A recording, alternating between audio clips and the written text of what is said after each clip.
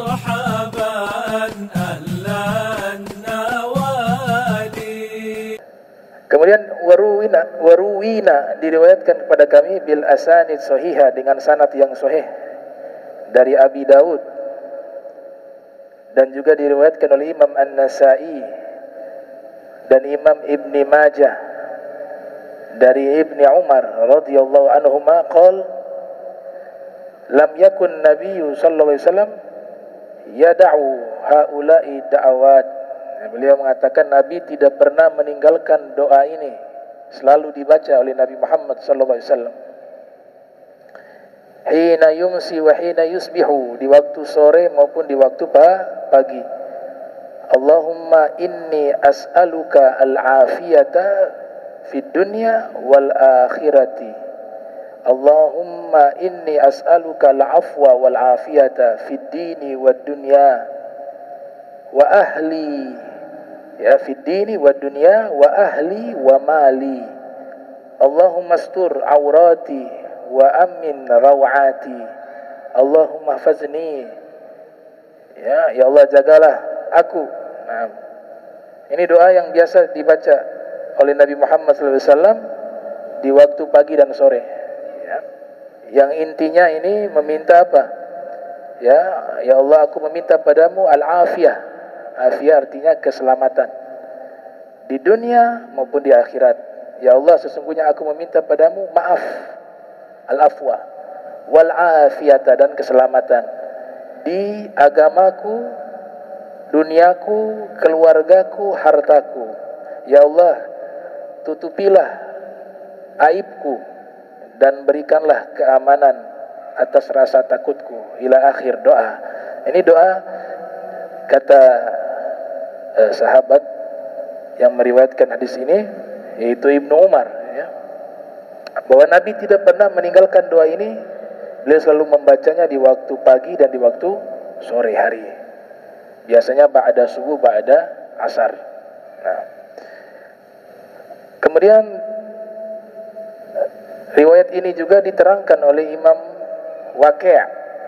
Ada Imam Waqi' namanya. Imam Waqi' ini salah satu guru dari Imam Syafi'i, namanya Waqi' Ibnul Jarrah. Nah, beliau ini salah satu imam ahli hadis di zamannya. Lahir sekitar tahun 129 Hijriah di kota Kufah di Irak. Kemudian wafat, ada yang mengatakan di wilayah yang masuk wilayah kota Makkah, meninggal di sana. Ada juga yang mengatakan beliau meninggal dan dimakamkan di Mesir. Nah, Imam Waqi' bin Jarrah ini terkenal sebagai seorang yang fanatik, ya, fanatik dan sangat mencintai Imam Ali bin Abi Thalib dan Ahlul Bait, ya, sehingga beliau juga kadang-kadang dituduh sebagai Rafidhi. Nah, dan beliau ini Imam Zahabi yang lahir 673 Hijriah, wafat 748 Hijriah, mengatakan beliau al-Imam al-Hafiz muhaddis Iraq, ahadul a'lam, wa kana min buhuril al-ilmi wa a'immatil hifdhi, yang artinya seorang imam, seorang al-Hafiz. Al-Hafiz itu man hafidha mi'ata alfi hadithin matnan wa isnada, orang yang sudah menghafal 100.000 hadis Nabi Muhammad sallallahu alaihi wasallam, baik sanad dan matan, diberikan gelar Al-Hafiz. Muhaddithul Iraq, ahli hadis di kota Irak. Al-mutahammil li ilmi al-hadis, al-mu'tani bihi riwayatan wa dirayatan, orang yang menguasai cabang-cabang ilmu hadis baik riwayah maupun dirayah, disebut muhaddits. Kemudian salah satu ulama terkemuka di zamannya, ahadul a'lam. Kemudian Imam Zahabi tambahkan wa kana min buhuril ilm, beliau termasuk ulama yang sangat luas ilmunya, bagaikan lautan, dan seorang imam yang hafalannya sangat kuat, aimmatil hifdhi. Imam Ahmad yang masyhur, Imam Ahmad bin Hanbal, itu termasuk salah satu muridnya, berguru kepada Imam Waqi' ibn al-Jarrah. Imam Ahmad mengatakan, ma ra'aitu ahadan aw'a lil ilmi wala ahfaz min Waqi'. Saya tidak pernah melihat seseorang yang lebih paham tentang ilmu dan lebih kuat hafalannya seperti Imam Waqi' ibn al-Jarrah. Wa Imam Yahya ibn Ma'in juga menyatakan hal yang sama, ma ra'aitu ahadan ahfaz min Waqi'. Saya belum pernah lihat ada orang yang hafalannya lebih kuat seperti Imam Waqi'. Jadi terkenal memiliki hafalan yang sangat kuat. Bahkan beliau ceritakan sendiri, beliau ini berguru kepada ulama-ulama besar di zamannya seperti Imam Sufyan ats-Tsauri, Al-Imam Auza'i, Al-Imam Syu'bah, Ibnu Juraij, dan gurunya ada sekitar hampir tembus ratusan. Itu guru-gurunya. Ada yang mengatakan juga taklaki kepada Al-Ghadi Abu Yusuf, sahabat dekatnya Imam Abu Hanifah. Nah, itu beliau cerita, waktu saya masih belajar kepada Imam Sufyan ats-Tsauri, beliau mengatakan, ini metodologi cara belajarnya beliau. Beliau mengatakan, maka tabtu ani Tsauri qattu wa kuntu atahaffadhu fa idza raja'tu ila al-baiti katabtuha. Yang artinya, selama saya belajar kepada guru saya Imam Sufyan ats-Tsauri, saya tidak pernah bawa buku dan pena, dan saya tidak pernah menulis. Akan tetapi apa yang dijelaskan oleh guru saya dan diriwayatkan oleh guru saya Imam Sufyan ats-Tsauri, saya hanya mendengar dan langsung terhafal. Fa idza raja'tu ila baiti katabtuha. Selesai belajar, saya pulang ke rumah. Nah, nanti di rumah hafalan tadi yang saya hafal, saya catat kembali. Nah, ini.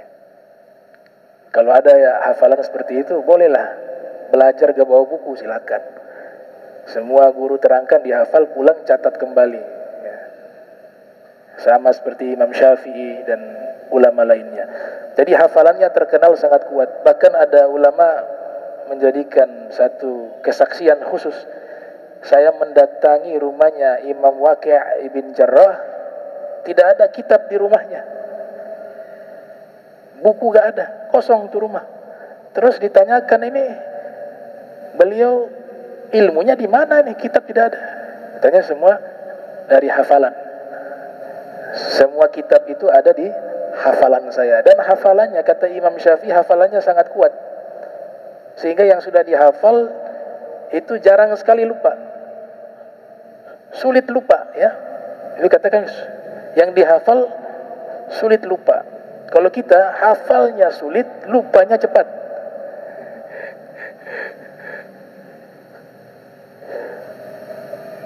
Imam Sufyan ats-Tsauri meninggal dunia, beliau ganti posisi sebagai guru. Datang ulama-ulama besar belajar kepada beliau, sebut namanya Imam Syafi'i. Cukup muridnya Imam Syafi'i itu sudah menunjukkan kebesaran beliau. Imam Syafi'i itu muridnya. Bahkan Imam Syafi'i mengabadikan nama beliau di dalam syair yang terkenal, syakautu ila Waqi' su'a hifdhi fa arsyadani ila tarkil ma'asi fa akhbarani bi anna al-ilma nur wa nurullah la yuhda li'asi. Saya mengadu kepada Imam Waqi', itu beliau. Itu syair tuh terkenal, digubah oleh Imam Syafi'i, sebut nama gurunya. Saya mengadu kepada Imam Waqi', buruknya hafalanku. Maka beliau memberikan bimbingan kepadaku dan mengabarkan kepadaku untuk meninggalkan maksiat. Karena sesungguhnya cahaya ilmu ini tidak akan diberikan kepada orang yang bermaksiat. Makanya ada Syekh Abdul Razak namanya, Syekh Abdul Razak. Beliau itu minta tips dari Imam Waqi' ibn al-Jarrah, kira-kira apa amalan yang bisa dilakukan sehingga memiliki hafalan sekuat itu. Maka dijawab oleh Imam Waqi', satu saja tipsnya, tarkul ma'asi Kau tinggalkan maksiat secara total, hafalanmu akan kuat. Mau hafal Al-Quran masuk, hafal hadis masuk. Itu kata Imam Waqi' Ibn Jarrah. Ayah beliau disebutkan di dalam kitab Al-Wafi bil Wafayat. Itu pejabat, tugasnya apa? Menjaga kas negara, Baitul Mal. Dan Imam Waqi' ini bukan hanya terkenal sebagai muhibbin ahlul bait, muhib ahlul bait, bukan hanya terkenal sebagai ahli hadis, ahli ilmu, tapi terkenal juga sebagai ahli ibadah. Antum tahu amalannya itu? Kana yasumud ad-dahr wa yakhtimu al-Qur'ana kulla lailah. Puasanya puasa setiap hari, kecuali hari-hari yang haram, ya. Ini masih khilaf antara fuqaha, ya. Ada yang melarang puasa itu, enggak boleh puasa terus-menerus. Ada juga yang mengamalkan di kalangan para ulama. Itu amalan beliau. Yasumu ad-dahr wa yakhtimu al-Qur'ana kulla lailah. Setiap malam khatam Al-Qur'an satu kali. Setiap hari khatam Al-Qur'an lah, begitu. Setiap hari khatam Al-Qur'an. Kalau di hadis Nabi itu minimal 3 hari sekali khatam. 3 hari sekali khatam minimal, ya. Kata ulama, sudah kalau gak bisa 3 hari, 7 hari deh. Gak bisa 7 hari, sebulan sekali deh. Itu kalau berdasarkan hadis, ya. Nah, kita biasanya Ramadan deh. Ramadan khatam sekali. Ikut momentum, ya, syahrul Ramadan alladzi unzila fihil Quran. Tapi kalau ikut tuntunan Nabi, sebenarnya jangan tunggu Ramadan khataman Al-Quran. 3 hari sekali kalau mampu khatam. Kalau nggak bisa 7 hari, nggak bisa lagi usbu'. 7 hari syahr, 1 bulan sekali khatam Al-Quran. Itu amalan dari Imam Waqi' Ibn Jarrah. Nah, namanya bisa ditanwin, ya. Bisa waqi'un, waqi'an, waqi'in, bisa. Tergantung posisi kalimat, ya. Kemudian Imam Waqi' ini orang yang sangat zuhud. Beliau hidup kalau tidak salah di masa khilafah Abbasiyah. Ada yang mengatakan ketemu juga masa Harun ar-Rasyid, ditawarkan jabatan sebagai hakim. Antum tahu jabatan hakim di masa Daulah Abbasiyah memiliki gaji lebih tinggi dari pejabat-pejabat lain, karena tanggung jawabnya paling berat. Bahkan gajinya dengan khalifah lebih tinggi gaji hakim dibanding khalifah. Ditawarkan kepada beliau, beliau menolak, gak mau jabatan itu. Beliau alasan, saya sudah tua, mata kanan sudah kabur, mata kiri juga begitu, kemudian saya punya tenaga. Jadi maksudnya menolak secara halus, gak mau.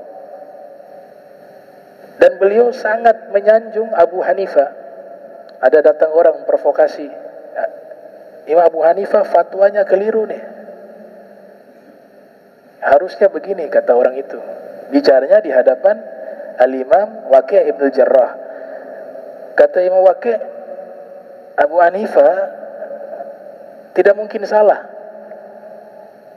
Ini lafaz beliau, ya. Kenapa? Karena ketika Imam Abu Hanifah berfatwa, bukan hanya beliau sendiri. Beliau punya murid, jumlahnya ratusan. Mereka semua ulama. Ada Al-Ghadi Abu Yusuf, ada Syekh Muhammad Asy-Syaibani, ada fulan ahli hadis, ada fulan ahli Al-Quran, ada fulan ahli fikih, ada fulan. Itu banyak jumlahnya, hingga ratusan di masa itu. Saya katakan Imam Abu Hanifah tidak salah dalam berfatwa. Sebab apa? Sebab fatwa beliau kalau keliru, nih murid-muridnya yang jumlahnya ratusan, yang semua orang alim ini pasti akan meluruskan. Jadi kalau kamu ingin mengkritik Abu Hanifah, kamu harus bawa orang yang setara dengan Abu Hanifah atau lebih dari beliau, dan membawa murid yang melebihi murid-murid beliau. Baru kamu berhak mengatakan keliru kepada Abu Hanifah. Itu beliau ajarkan apa? Adab. Imam Abu Hanifah memecahkan 600.000 masalah fikih.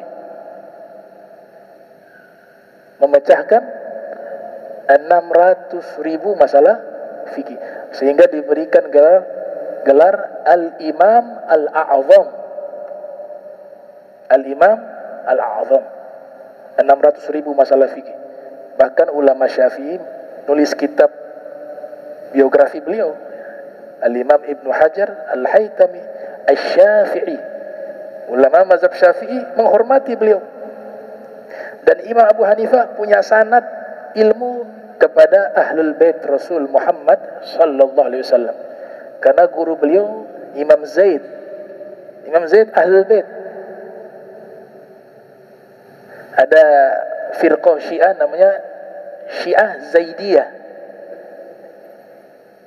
Houthi, tahu yang di Yaman atau yang di Son'a. Itu kebanyakan Syiah Zaidiyah. Syiah Zaidiyah itu pemahaman fikihnya dan akidahnya dekat, hampir sama dengan mazhab Hanafi, sehingga diterima oleh ulama ahli sunnah wal jamaah karena sanad keilmuannya nyambung kepada Imam Zaid. Abu Hanifah berguru kepada Imam Zaid, gurunya Imam Zaid. Dan Abu Hanifah sendiri mengatakan, saya menjadi alim seperti ini karena barokah doanya Sayyidina Ali bin Abi Thalib. Beliau punya kakek, ketika Imam Ali ke Irak, kakeknya selalu datang menemui Sayyidina Ali ibn Abi Thalib karramallahu wajhah. Selalu minta doa, wahai Sayyidina Ali, doakan biar saya punya anak turunan, Allah berikan anugerah bisa jadi orang alim, jadi orang soleh. Begitu, minta terus doa kepada Sayyidina Ali. Sayyidina Ali doakan. Kalau gak salah kakek beliau ya, Nu'man bin Thabit bin Zawtah. Zawtah ini kakeknya. Ada dalam kitab Nurul Absar fi Manaqibi Alil Mukhtar. Akhirnya Sayyidina Ali doakan, semoga diberikan anak turunan yang soleh. Lahirlah Abu Hanifah setelah itu. Sayyidina Ali sudah wafat tahun 40 Hijriah ya. Imam Abu Hanifah lahir tahun 80. Tidak ketemu. 80 wafat 150 Hijriah. Imam Abu Hanifah bangga dengan doa yang telah dipanjatkan oleh Sayyidina Ali kepada kakeknya. Maka beliau mengatakan, ana min barakati doa Sayyidina Ali bin Abi Thalib. Saya ini termasuk barokah dari doanya Sayyidina Ali bin Abi Thalib. Jadi Imam Abu Hanifah karena luar biasa. Dan murid-muridnya, mazhabnya sampai sekarang eksis. Bahkan ada yang menyatakan mazhab terbesar di dunia ini mazhab Hanafi, kedua mazhab Syafi'i. Karena mazhab Hanafi banyak tersebar di wilayah-wilayah populasi manusia yang jumlahnya besar, di India, di Pakistan, di Cina, ya, di wilayah Syam juga banyak mazhab Hanafi. Bahkan terakhir saya dapat kabar di Urdun itu